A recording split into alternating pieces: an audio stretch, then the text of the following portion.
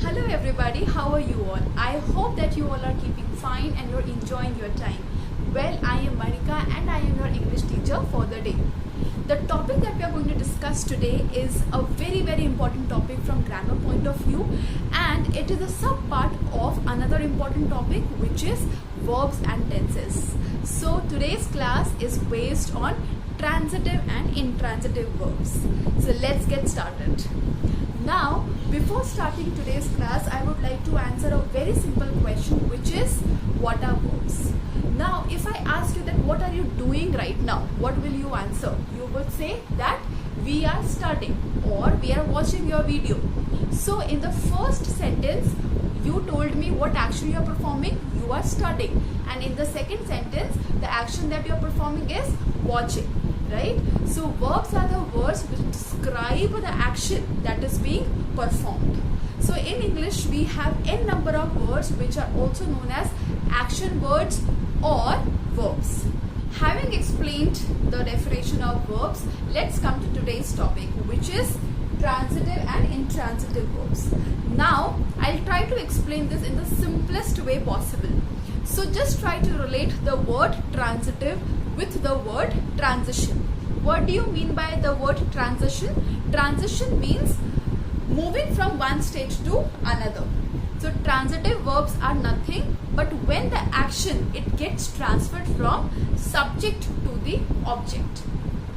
Now another question arises, which is, what do you mean by subject and object?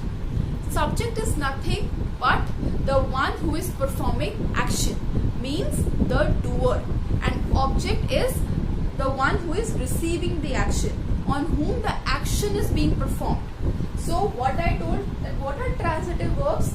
The action is being transferred from subject to object. Let me give you a very simple example. So the sentence says, Ram kicks the ball. So here who is performing the action? Ram is performing the action. On what the action is being performed? On ball. So Ram becomes your subject and ball becomes your object. This is clear. Now the action. What is the action word in this particular sentence? Kick is the action word. So this kick, it is being transferred from Ram to the ball. Is it clear? So that is why kick becomes your transitive verb. There is another way to understand this. Just imagine, if I say that Ram kicks, so you would ask what or whom. So this sentence is incomplete. So if I do not place any object after kicks, this sentence it seems to be incomplete. So when I said Ram kicks, you would wonder what or whom. So that is known as transitive verbs. So you would also get a clue that whenever the sense it seems incomplete, and you would say that what or whom, that is delivering the sense of transitive verb. So what we can conclude, that there is a necessity of placing a direct object just after a transitive verb. A direct object in a transitive verb is mandatory. Okay?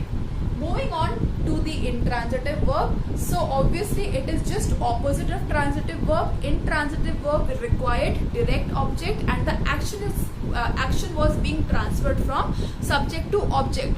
But in intransitive verb, that is not the case.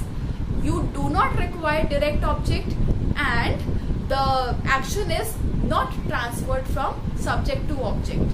For example, if I say the baby laughs, so would you wonder what or whom? No, it gives a complete sense. So that is why laughs becomes your intransitive verb.